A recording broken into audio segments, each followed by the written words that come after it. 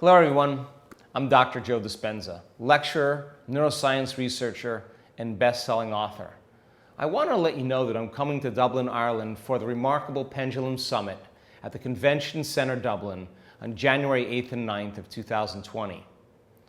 Every year, organizations invest billions of pounds in new trainings that fail to produce any desired results. Why? The primary reason is a misunderstanding of how to create and produce sustained and lasting change. Change requires altering neural pathways in the brain. The neuroplastic nature of our brains allow us to learn new ways to think, act, feel, and be better in the world. Learning new information is the first step in enabling a new way of being, a new mindset. Over the years, I've developed a unique program called Change Your Mind, Create New Results, based on the neuroscience of change, where at Pendulum Summit you can learn to discover what top organizations throughout the world have learned. I'll teach you how to break old habits that no longer serve and bring about true, lasting change from the inside out.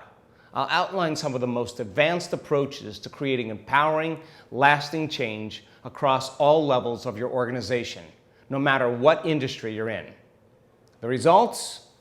Astounding employee engagement, greater creativity and productivity, more teamwork, and ultimately improved business results and increased performance.